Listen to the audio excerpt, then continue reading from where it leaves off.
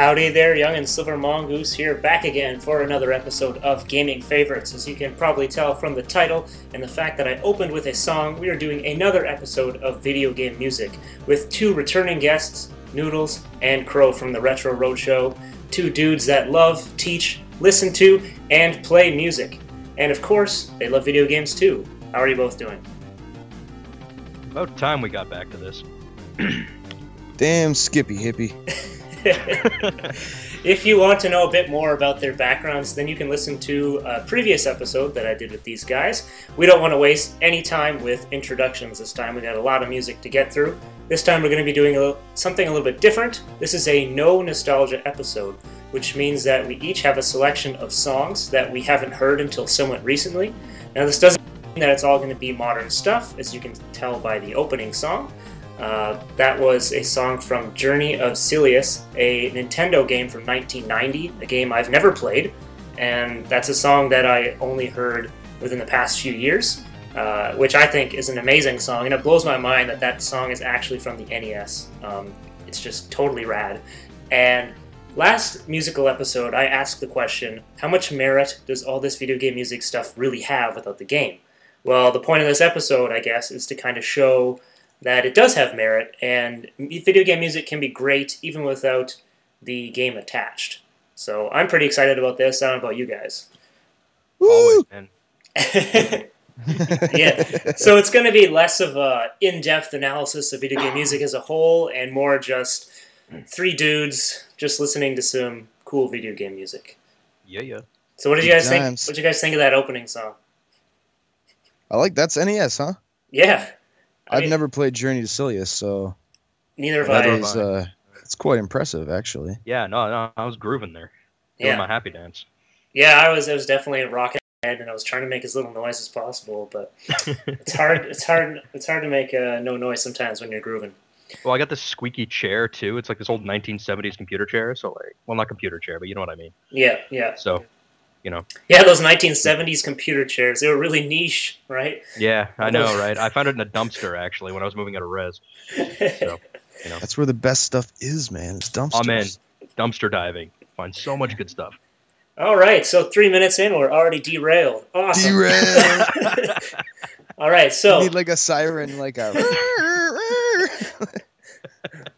All right, so the first song, why don't you introduce it, Noodles? And what we're going to do is we're going to listen to a couple songs and then get back to talking about it. So why don't you introduce your first song, Noodles?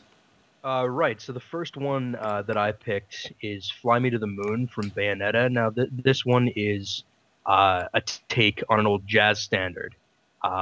They really did something interesting with this one, especially compared to the original. You can look up videos of this song, audio recordings of this song sung by like Sinatra, and then listen to this, and it's completely different in the best way possible. So feel free to. Yeah, I'm actually a big fan of older jazz and big band and that kind of stuff. So despite the fact that I haven't played Bayonetta, I actually heard this song as well, and I was like, well, now I need to get this game just based on this one song.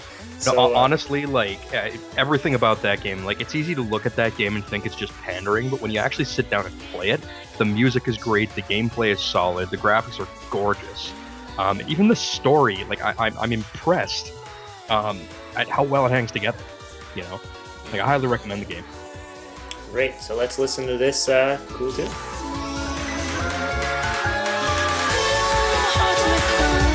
I love you.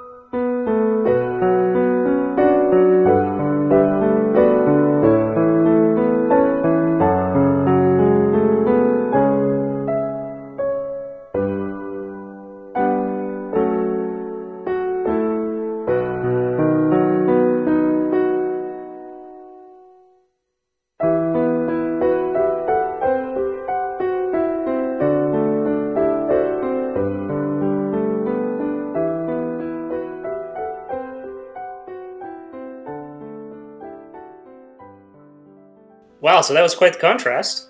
I was totally expecting the Black Mages version to kick in there. Like, all right. I really wanted it to, but anyway. So, Crow, why don't you talk about what we just listened to? I have no idea what it is. That was something that you'll get to eventually. I know that you've been starting your quest in the Final Fantasy series. And should you stick it out, you will hear that excellent song as well as the excellent story that it encompasses pretty much. That is To Zanarkland, and it's from Final Fantasy X or Final Fantasy X, wherever you may be from. It's one of those pieces of music that embodies the entire story. If you've played that game, all you need to do is hear that piece of music and the entire story is present in your mind. And I love the way that it pushes and pulls into minor and major.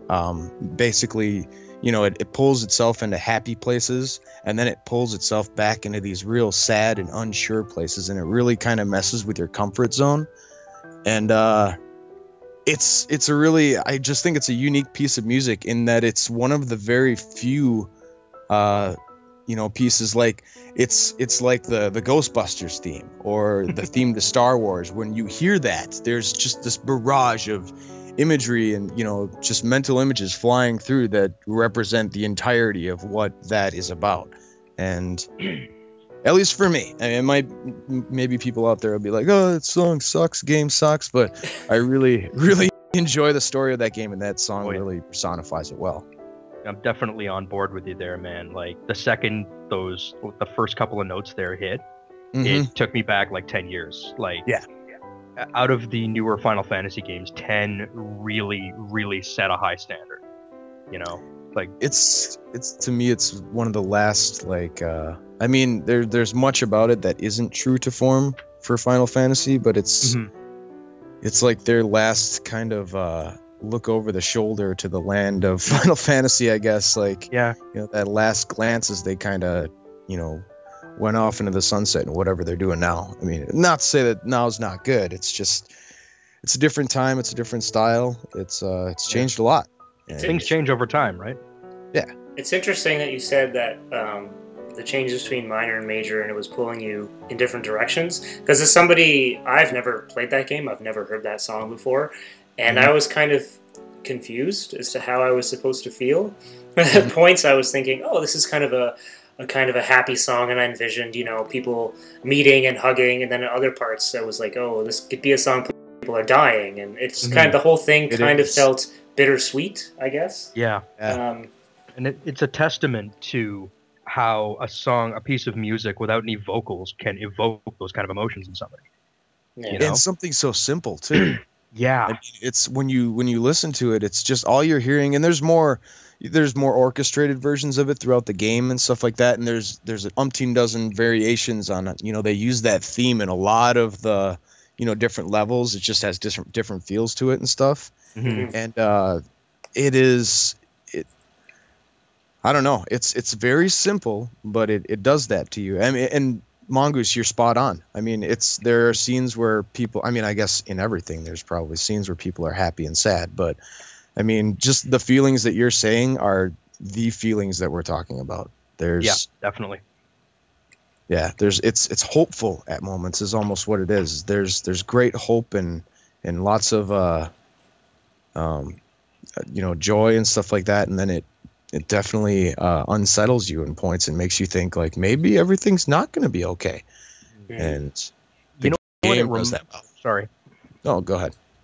Sorry, I didn't mean to interrupt you there, but the thought just occurred to me from another Final Fantasy game. It reminds me, in terms of the feeling that I get when I listen to it, of Aerith's theme from Final Fantasy VII. Yeah, a bit. Like that hope, but also that confusion, that weight, I think is the word I'm looking for. Yeah. On the shoulders, right? Yeah. It definitely exuberates that weight, or I don't even know it presents that. It definitely makes you feel that. It can be very pleasant at times, but the entire time there, you get the sense that something is going down, something important. Yeah. So, great stuff. Yeah, good choice. Definitely. All right, so now we're going to go on to one of my songs, which I originally wasn't going to play this early, but it kind of related to the last song a bit, in the sense that, Crow, you said that that song, that Final Fantasy song, they use the same basic tune throughout the whole game, and they just they change how it sounds depending on the mood. I think that's kind of what you were getting at one point. Mm-hmm. Yeah, so this is, and that's a technique that I really love from older video games, where they do that a lot. Well, they'll have one basic tune, and essentially the rest of the game will just be remixes of that tune. It's called leitmotifs, where they reuse key melodies and insert them where they matter. It's an operatic thing. Well, there you go. This is why I have musicians here. The first time I noticed it was in Star Wars with the Binary Sunset tune. That dun, dun, dun, dun, dun, dun, dun. Yeah. Then I heard it later in the film, and I was like, what? Yeah. So that song kind of has the same feel, and I feel also it's a really great technique in video games because it gives you a sense of, I guess, progression as game is progressing and as the music is progressing and changing. And even though it may change the feel, it also changes.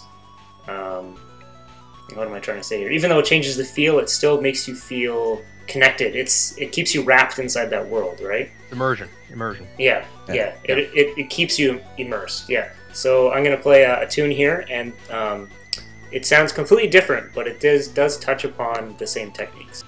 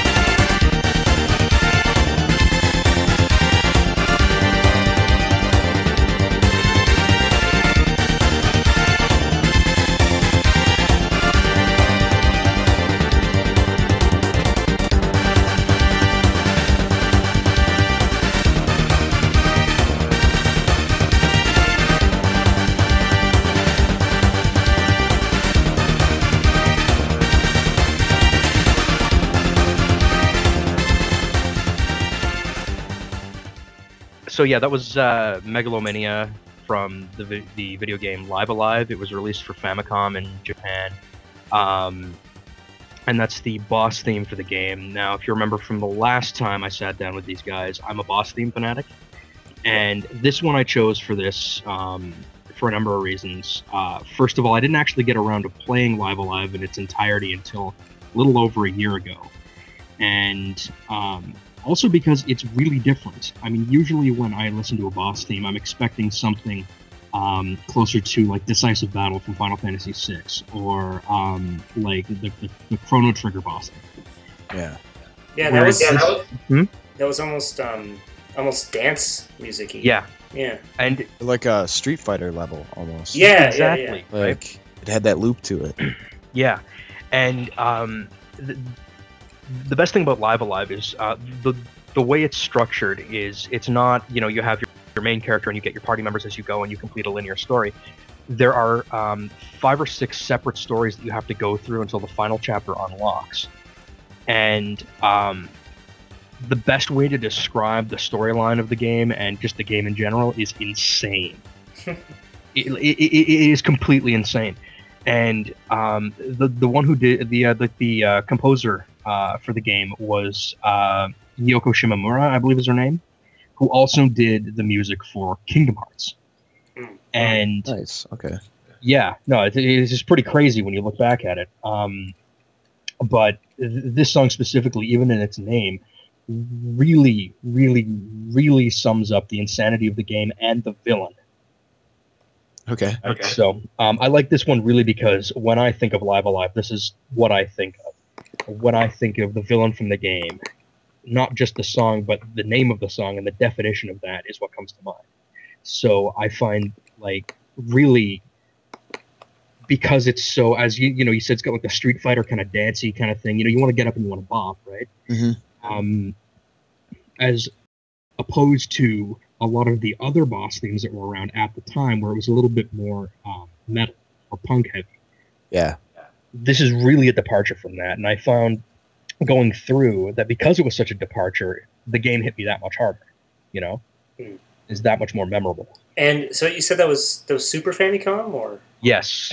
Oh, okay, great. Yeah. I realize now I actually didn't tell you guys what song mine was from. Oh, you should probably get to that. Yeah, I was supposed to say that first, but I guess I'm stuck in the mode of last time where we're hiding and making each other guess. That was from a game from Newgrounds, actually, which is a game where you could play just little PC flash games called Tower of Heaven. It has kind of a Game Boy green palette look, and it's, I guess, similar to Super Meat Boy. The game technically could be beaten in 15 minutes if you did it perfectly. It took me about 3 hours. It took my little brother about half an hour, just because I guess he's better at that kind of game. And as the game progresses, I played a few versions of the song. The song just continuously changes to the point where you're at the end. And even though it has 8-bit graphics and kind of a chiptune soundtrack, it still seemed almost beautiful to me near the ending. And that's why I picked that. That song has stuck with me for a while, since I played that game a year or two ago. And I actually found the music before I played the game, and that's why I played the game. Okay. So sticking to the Super Nintendo theme, or Super Famicom theme, I believe. Crow, I have a song here from Back to the Future, I believe. Yes. Oh, nice. Back to the Future, Super Back to the Future 2 on the Super Famicom. Right. So did you want to talk a little bit about why you chose that song? Yeah, most definitely. I mean, I know this is no nostalgia, and I was debating a little bit, on putting this in here, but I've only played this game in the last maybe year and a half. And I was surprisingly shocked with it, because if any of you have ever played any Back to the Future games that were released in America, not so good. No. This is it's shocking that this never made it over here because it's the Back to the Future game that we should have gotten. And this, this particular rendition of the theme, if you've ever played any Back to the Future games, there's always some sort of rendition of the theme. And this, I think, just really showcases the Super Nintendo's audio chip, the SMP or whatever it's called, or the Super SMP. Just you can hear so much going on here. There's trumpets, there's low end brass instruments, there's timpanis. There's actually freaking timpanis in this, and you'll hear them. I mean, it's not like, hey, is that a timpani? Like, it's a freaking timpani. You hear it, and there's flutes, strings, all sorts of stuff going on, and it's just, apart and aside from the actual orchestral soundtrack, this is probably the most beautiful version of the Back to the Future theme that I've ever heard. So there's not much more to say about it than that. Just listen and enjoy.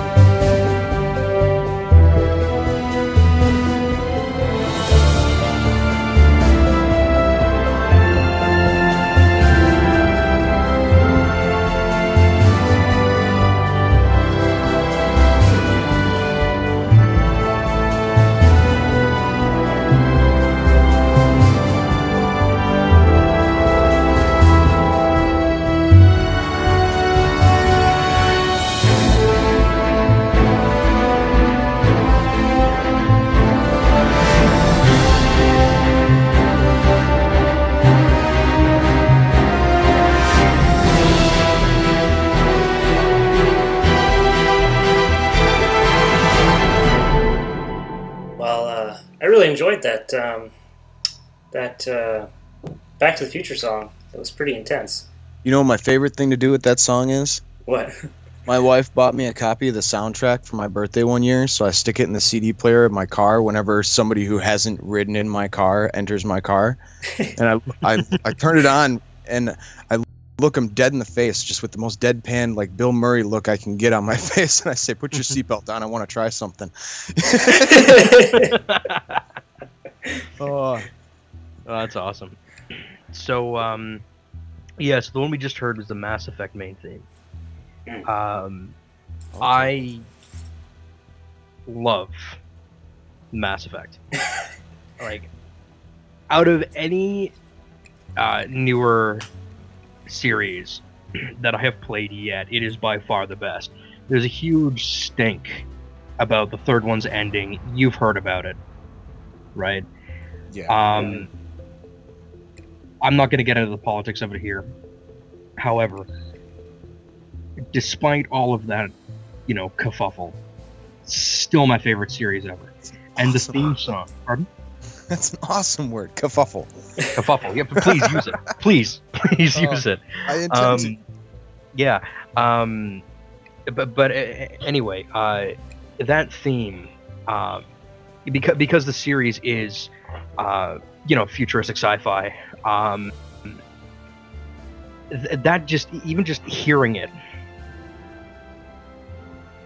just feels like I'm in space, Yeah, like I'm going to a new world or something. I don't know if you guys felt that, but with me it's like, especially when the little like staccato bit comes in, you're kind of like halfway through the song.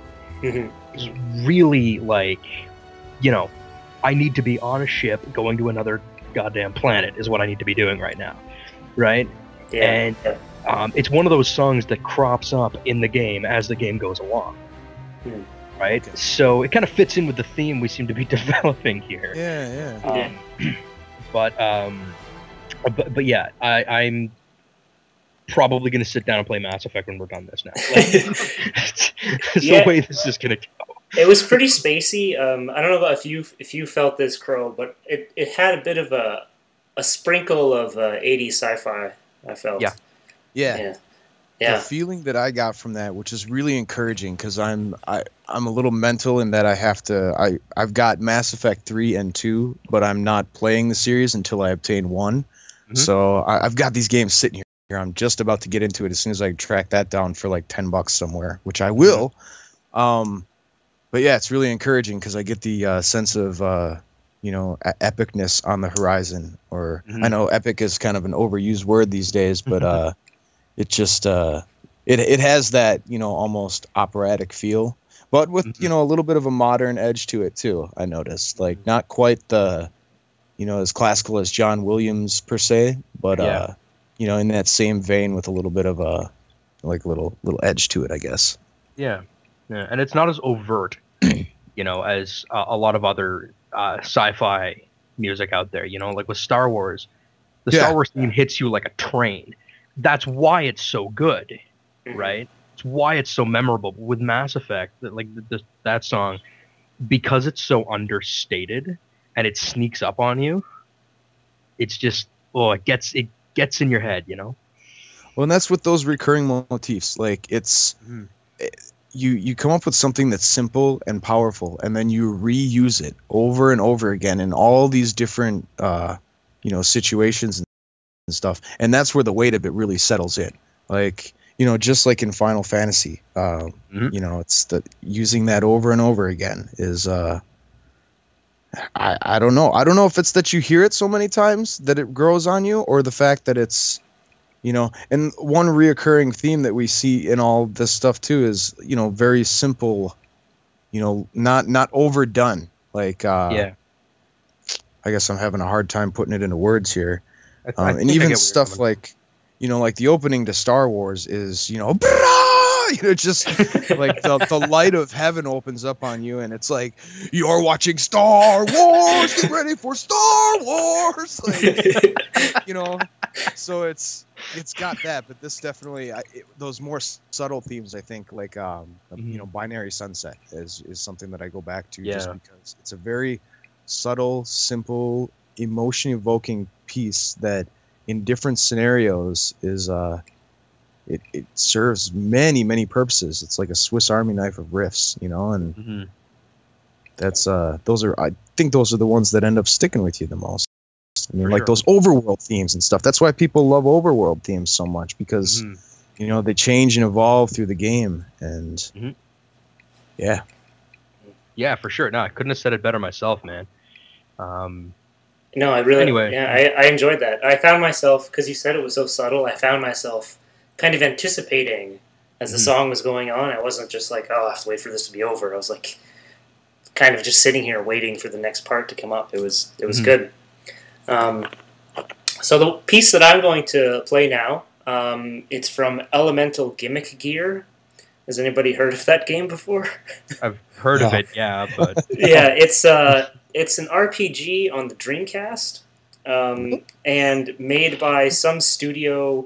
This might have been their first and only game. It was not that great of a game. It's kind of, I guess, Zelda-esque, except you're in a kind of like a robot. Egg. Suit. Okay. Yeah, Egg. Yeah, Elemental Gimmick Gear. Yeah. And I had to look it up. But... it was a disappointment to me, because I felt that I saw potential, and I felt that if it was given to a more competent studio, it could have been an amazing game. You know, they put a lot of effort into it. The whole game is hand drawn, which makes it nice. It makes the art game style is gorgeous. It's on the verge of gorgeous and ugly. Well, it's kind of got that like Arcanum of Steamworks, like organic, but you know, kind of, I don't. Yeah, it's like that Tim Burton kind of feel. Things are functional, but they're a little twisted. Yeah, I guess kind of. Oh man, that's funky. And it's worth giving a shot, but it's not the greatest game. And I actually didn't end up beating it because the final boss is so difficult. And I found out that I was missing about a third of the game's power-ups, and even people that have every single power-up still have difficulty, and I was not going to go back through the entire game to get all of them, so I just gave up. But suffers from SNK syndrome then, eh? But all that being said, this song is a song inside a laboratory where you start the game. It's also one of the people's themes, Selen, or Selen's theme. I found this song to stand out in the sense that it was probably the best part of this game, and it's a bit it's more complicated than this last song we listened to, but it's relaxing, and it almost makes me think of a song from Resident Evil or Silent Hill, even though this game has nothing to do with that. So I'll play it, and we'll see what you guys think.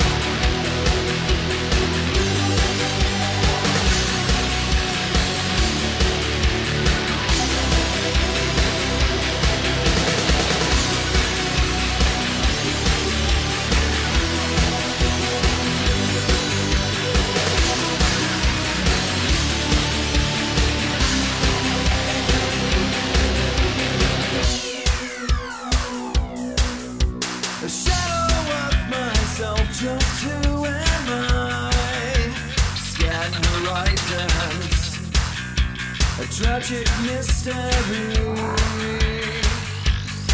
You could have left me here, still inside the blood. No one would ever know the chaos control. My true identity, the power that is me. We are destined fire, trapped in this machine. Don't know how long we've waited, as the Eggman's watching. We are destined fire, looking through the screen. Don't know how long we've waited, as the Eggman watches.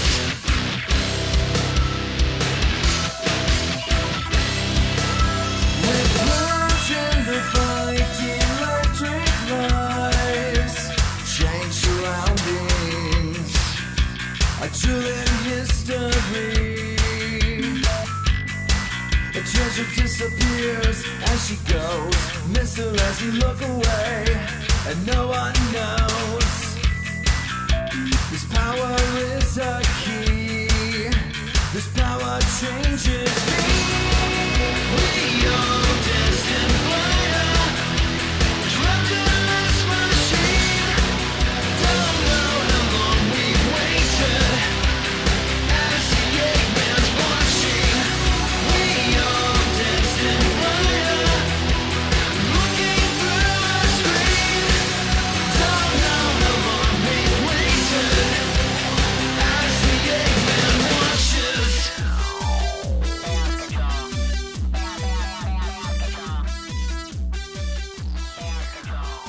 Jeez, Crow, is that from Sonic by chance? Yeah, yeah. It did not sound like usual Sonic fare, and then they started talking No. about Chaos Emeralds, and I'm like, oh, it's from Sonic. Yeah, like I totally spaced out there for a second, and that switch of gears from one song to another, just like shock to the system there, you know? Yeah, so what did you think of that laboratory theme? That was wicked, man. Like, Yeah, I thought that was kind of awesome. like if the Helsing theme song and the theme of Shadow from Final Fantasy VI had a kid. Okay. You know, like with the really bad piano line that works with the song with the whistling Yeah. was Yeah. kind of like, you know, that was kind of cool. I like that. It's kind of a trippy song. Yeah, like- really. To me, it sounded like it was tragic, right? Like kind of like Moonlight Sonata. Yeah. But then Yeah. it was like Moonlight Sonata into X-Files. Like Yeah. it was wicked. I really liked it. hmm And then it kind of like branched into like this, you know, kind of Yanni style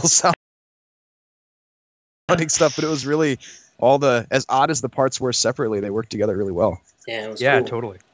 So, Yeah, what about this Sonic song? What about that, Crow? Against my better judgment, I picked up Sonic Heroes, even though people were like, "Don't play it, don't play it." I just wanted to see what it was about, and there was two pieces of music in there that just kind of stuck with me, and another one we'll talk about in a little bit. But this one is it's by Julian K. It's called "This Machine." Mhm. It really, you know, I really like you know, kind of you know, electro industrial rock stuff, you know, like 9 Inch Nails, Power Man 5000, that stuff. And this really kind of reminded me of that. And if anybody out there is familiar, and I think I recommended this to you guys last time, but the kill screens, Yeah. his voice kind of reminds me of the kill screens, and I was like, that's a really bit, rad yeah. combo there. Like, you know, Power Man 5K with the singer from the kill screens, and I was just, and I forget what the guy's name is, but yeah, it's just really, it jumped out to me because the rest of the songs in Sonic, you guys know the drill. It's like, you know, if you do your best, you know, you can win, all this Yeah. positive stuff, and we should be a team and all be friends, and all like, Yeah. and this was just perfect for Team Dark. You know, I was like, holy crap, man, it's pretty badass. And it's I really enjoy video game songs, like songs that were written specifically for video games that aren't looping. Yeah. I do like, you know, looping songs and stuff like that, and that's kind of like, you know, the crux that you get into with video game music is, you know, unless you've got a specific time limit, there's no telling how long a specific section of the game is going to last. So you just need the music can't just stop, you know. and then you're stuck in the level for 15 more minutes. Like, it's got to keep looping. But I really enjoy just complete songs, 3.5, 4 minute songs that were written specifically for a video game. Mm-hmm. And oftentimes they come off as wonky. And this, if I hadn't pulled this, like I found this in the soundtrack of a video game, I wouldn't know initially, because I tend to not, I'll listen to a melody before I learn the lyrics to a song. So lyrics usually come on the second and third listen for me. Mm-hmm. And I would not know that this was a video game song. Yeah, I would just assume that it was. I could picture Trent. Well, it's a song written by an artist, exactly. And it's interesting because I don't remember that song at all. I played through Sonic Heroes. It's in the character select screen. Oh, okay. So I probably spent 10 seconds on it. So that's probably probably why I didn't hear it all. Yeah.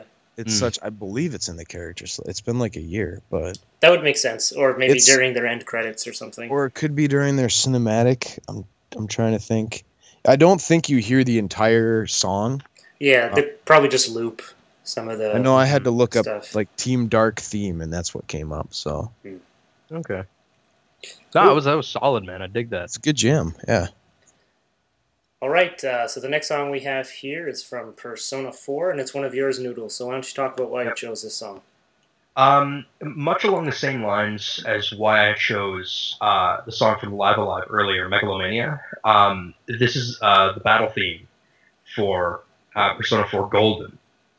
And I recently got a PlayStation Vita, and this is the first game I picked up for it, because as you may remember from the last time we chatted, I'm a huge SNT fan.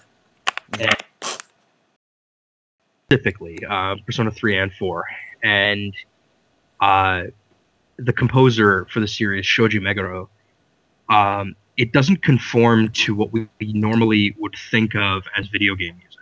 I think in our last chat, I played the battle theme from Persona 3 Portable. I think it was a while ago, but the music in these games is entirely based on the context in which the game is taking place. You're playing as a bunch of high school kids, so the music in the game, pretty much all of it, is what these kids would probably be listening to on their, on their phone, on their MP3 player, what have you. Okay. And it increases that immersion. As we were talking about before, right, that whenever I hear this, I feel like the main character. I'm saying, like, yeah, he totally listened to this, right? I mean, that, and it makes you, this song specifically makes me feel really badass when I get into it. Better. No, seriously, like, and it's actually to the point, they actually have two battle themes, one for when you get a first strike and one that's just regular. This is the regular one, and I actually prefer not getting first strikes because the music is better. Awesome. All right, well. Here's the way that works, so, yeah. I'm really looking forward to this now. Yeah, play it.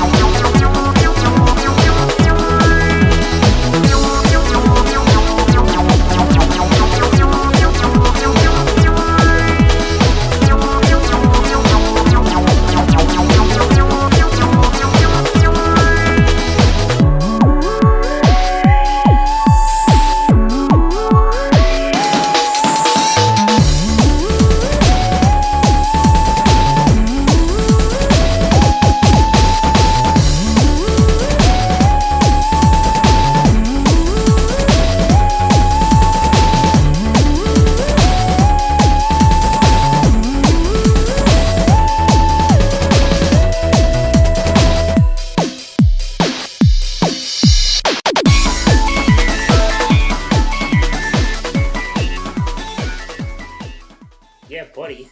I love that song. That was grooving, man. Yeah. Before we talk about that, though, I wanted to ask you, Noodles, does it not get Yeah. annoying having a battle theme with lyrics in it? Actually, no. And mainly, like, with Persona specifically, because, like, usually when we think of an RPG, we get into a random encounter saying, like, Final Fantasy. Mm-hmm. We want something that kind of blends into the background, right? Yeah. With Persona, because it is so over the top, but at the same time, because of the way the game is structured, your main character has this life, right, outside of when you do the dungeon crawls. It makes it seem like, and it makes it feel like, this is still something real.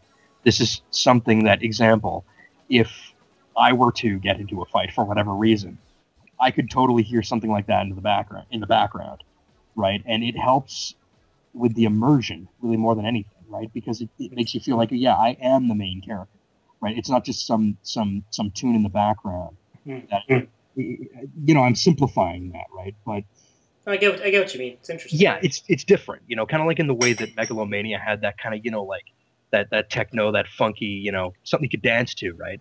Same deal with this, right? It's unorthodox. And it seems like it would get annoying, but once you get invested in the characters and in the setting and in the storyline, yeah, it just seems so natural. It's difficult to describe. Cool. Yeah. Anyway. So Casino Zone, right? Yeah. Casino Park. Casino Park. Yeah. That's actually that. As he pushes up his nerd glasses, excuse me, it's Casino Park. Oh my god, you freaking noob. It's in the PS. Oh my god. It's on the GameCube version due to the. You can tell. Yeah. I believe you'll find that this instance of there is spelled THEIR. Sorry. Yeah, no, that's actually one of my favorite songs from that game. That and the I don't remember the name, but it's like Seaside Shore or something. Ocean Palace? It might be Ocean Palace. It's like one of the first songs you hear in the game. But yeah. The second stage is a beach stage. I really and I went into this with the goal of picking out as many like beach and ocean stages as I could. But I find that most of the beach stages, like, it's stuff that is like purely nostalgic for me, like Wave Race 64 and Hydro Thunder and stuff like that. Like it, or like Echo the Dolphin on Dreamcast, and it's all stuff. If I wanted to remain true in my heart, to the goal of this podcast, I didn't want to include that stuff. So I wound up with a little less beachy stuff than I expected. And Ocean Palace was on the cutting board for this one for me. Like, it was between Casino Park and Ocean Palace, and I picked Casino Park because when I played this game was probably within the first maybe week or month that I had heard Anamanaguchi, and it just like this like popped up, and I was like, I wonder if they did music for this, and I looked it up, and they did. But it was so similar. It made me feel very happy and just buoyant, and just it's a multi-purpose song again, where like you could see this is this could be its own beach theme or something like that, or it could be just a comical theme to absolute and utter destruction, like just madness occurring. Like, I can totally see Kefka jamming out to that. Yeah. I mean, it could be stuck in there. I like the tone of it, I guess. Like, it's playful, it's silly, it's fun. Yeah, almost in a manic way. Sonic casinos are always better.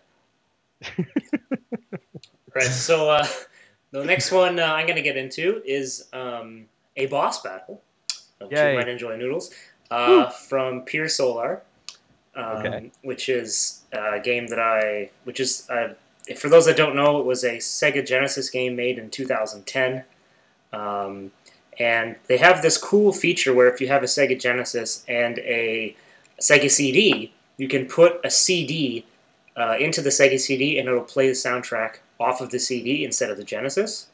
Killer. Which is something that Sega should have done back in the day, but they didn't because they, didn't know anything. they were too busy making 1,000 terrible decisions. But I actually chose the original version. Despite what I just said, I think that a lot of the music, the remastered or CD version music, isn't nearly as good. Some of it I actually don't like. So I actually didn't use the game. I preferred all the Genesis music. And this is the boss battle from Pier.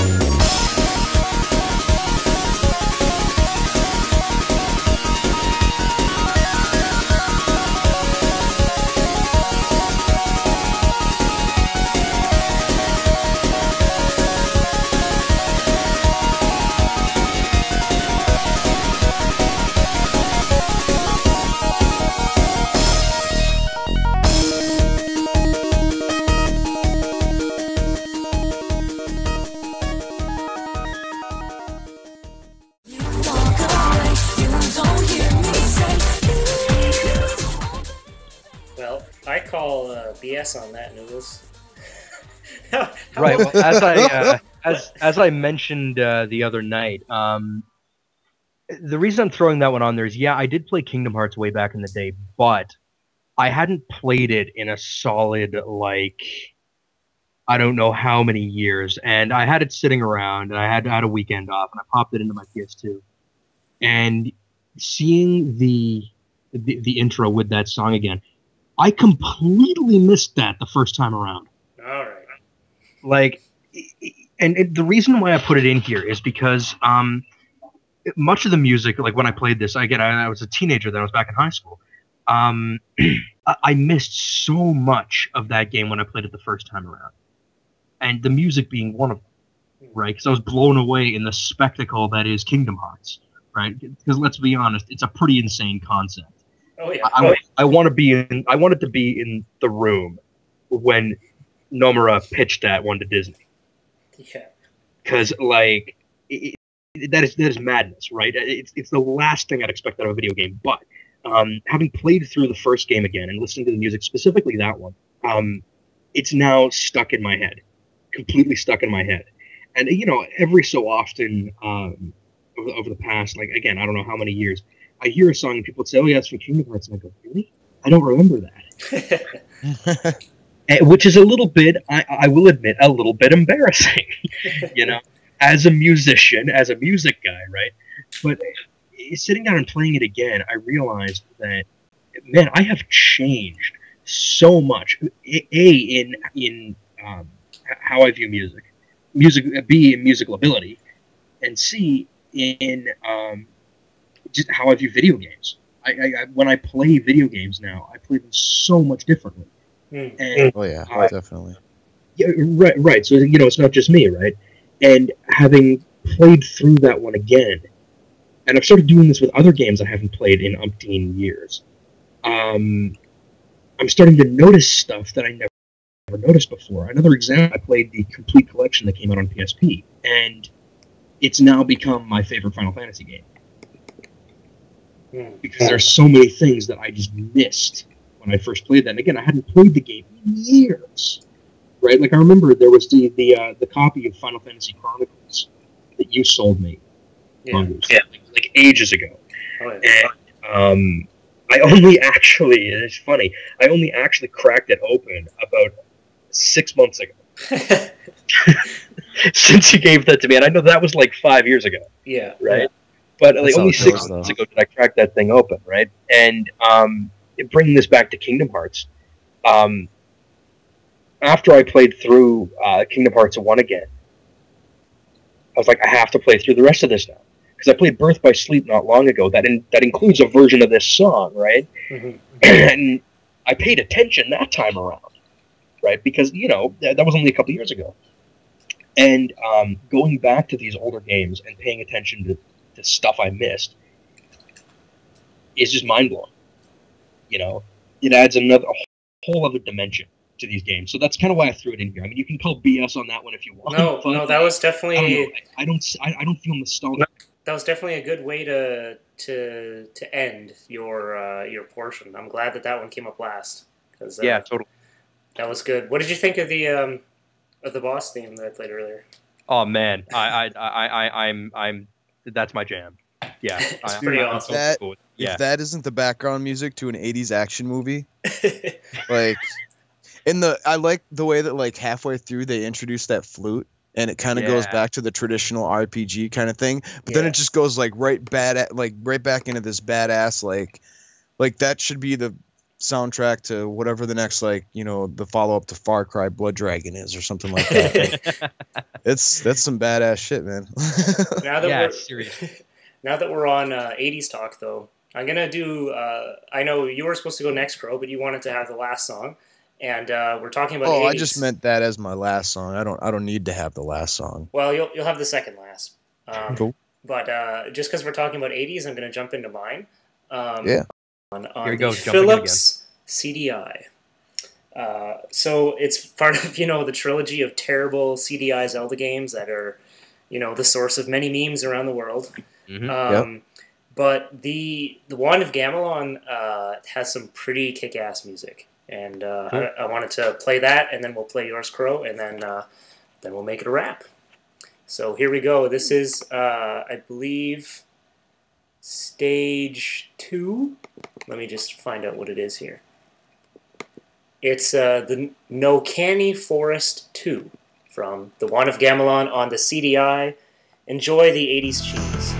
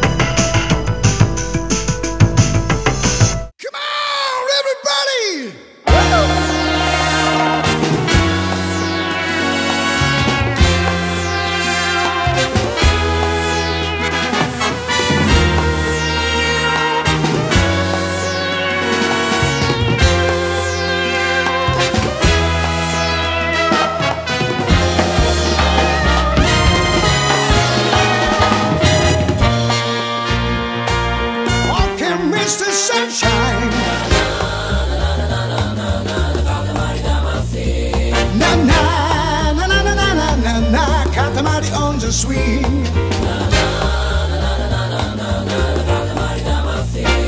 Na na na na na na, Katamari on the swing. 今始まるよ君と僕の未体験アドベンチャー。スカイ照らしてよ、お日様は僕らのスポットライトさ。おスマイル聞こえるよ、都会のシャレたスイングビート踊ろうよ。Dance dance dance くるくる回る雲を突き抜けて君と転がりたい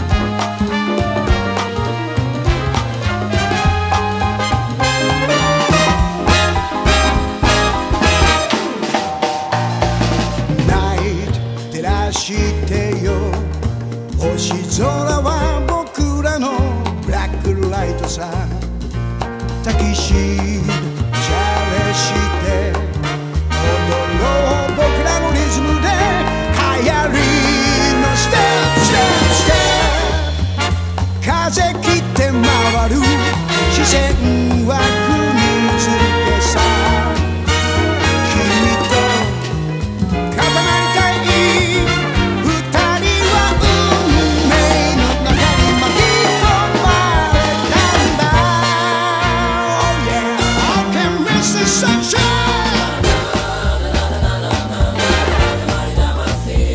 Na na na na na na na Don't make this to me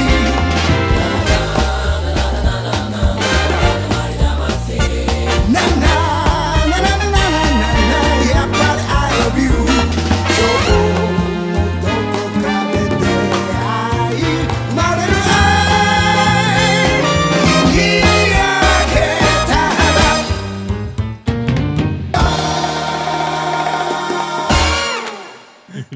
Swing, swing. It's always time for Katamari. I so love that song. Like, Who doesn't, man? and it's some people may say it's a nostalgia thing. I don't count that as nostalgia because I've only really discovered Katamari in maybe like the last 3 or 4 years. Yeah, And, no, I've played Katamari only the first time, like really the first time this year. And it's not that version in the original one, but it's, has the same, the na, na, na, na, na. Yeah, it's another one of those. It's a motif that evolves over the entire series because I believe even in Beautiful Katamari they have some reference to that song, and it's the simplest lyrics you'll ever hear. Na na na na na na na na na. Like, for some reason I had to put it on mute because even when I'm listening to this I started giggling. I get so happy when I listen to that song because how do I explain that? Like here in Minnesota, in St. Paul, we have a unique thing. I don't know if it's the only city that has it, but you can walk from one end of St. Paul to the other without ever touching the ground. We have a skyway system. And I just dream of putting this song in an MP3 player, putting it, headphones or even carrying a boombox or whatever, and just like jauntily striding through the skyway system, like tipping things over in my wake and just causing random things to just go wrong, and everybody looking at me like, "What an asshole!" And I'm just like, "Na na na na na na na na na." Like, All right, I'm buying a plane ticket right now. Oh, it gives me such a disregard for anything around me, and it's such a joyous disregard that I don't know. There's something really special about that song that and the guy who does it. I mean, if you do, because I got into this song, it was stuck in my head for months after the first time that I played it, and then I bought the copy that I played from the guy that, the guy who had it or whatever, because I'd never even seen it in a store or anything. It was just this weird game. And so I look it up, and it's this guy named Shigeru Matsuzaki, and he's apparently like, well, he's kind of like a Japanese TV star. I don't even know if you'd call him star, but he starred in like this like 80s B sci-fi like space series, and just there's all sorts of wacky stuff about this dude. And I don't know his bio as well as some may, but it's just interesting to listen to this song and then to know, some of the intricacies of this guy's life and what he's been involved in, and it's just like, what? A lot of drugs. Yeah, I mean, dude just probably has some stories to tell, man. I mean, that's all it boils down to. I just googled him, and my God, he looks like he should sing this song. Yeah, right. You look at him, it's just like he's like a Japanese Frank Sinatra or something like that. It's just or like a Japanese oh my God, I can't even think of. Are you thinking of Scatman John? Yeah. No, I'm thinking of oh man, I'm drawing a blank. Buckaroo Banzai. He's just been in so much different stuff. It's like he's a lounge singer. He's an action sci-fi action star. Just I gotta admit, in every single picture I'm seeing of this guy, his swag is just off the charts. Yeah. I want to go drinking with this guy. Well, it's like really, it's like if James Brown had like a Japanese brother. Sorry, now. Awesome. Yeah, all right, well, seriously. that's the last bit of our songs here in the No Nostalgia episode. So whenever we go, I'm going to be playing a song, the ending theme from Final Zone on the Genesis, and I wanted to play this because, one, it's an ending theme, and two, I first heard about it on a great podcast called Retro Beats with David Alexander, aka the Happy Video Game Nerd, where it's basically a podcast where he just listens to old tunes. And I first heard about it actually after the three of us did our first episode, and somebody said, this is a lot like Retro Beats. Was it inspired by that? And I said, I have no idea what you're talking about. And then I listened to them all and heard this song. And if you like what we're doing, you'll most definitely like that as well. It has less talking and more tunes, but you definitely hear a lot of amazing music you wouldn't have heard otherwise. So I hope you guys enjoyed listening to some cool tunes. Maybe we've opened your eyes and ears to some new music, some new games. Been Silver Mongoose videos, and remember, classic gaming never gets old.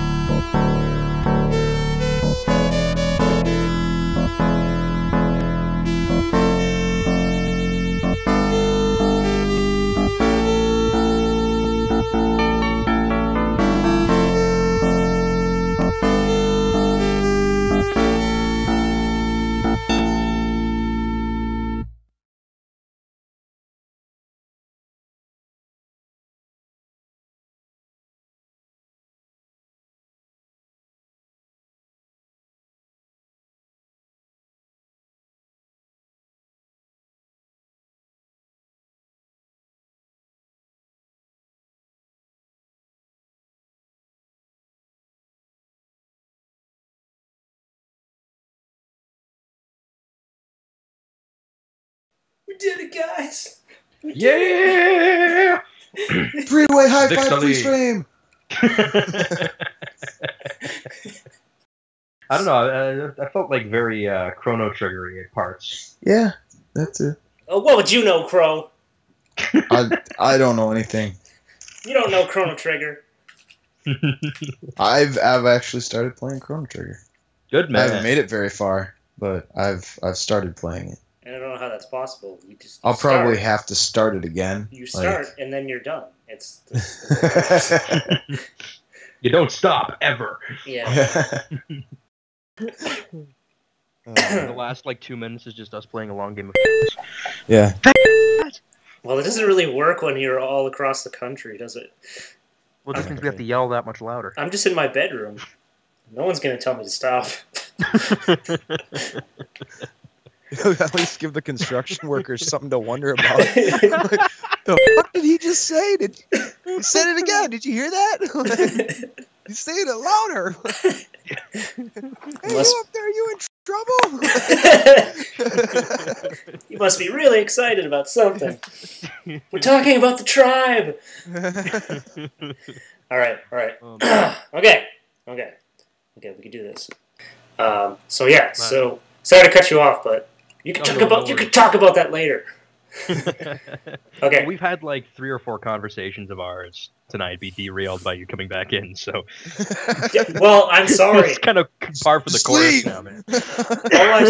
All I have to do is just say, "Hold on, I need to listen to something," and you guys are like, "Oh Yeah. man, music." It's like, "Oh, We're my." musicians, dude. What do you expect? Just say that when I'm recording. Okay. Okay. So we're recording now. So.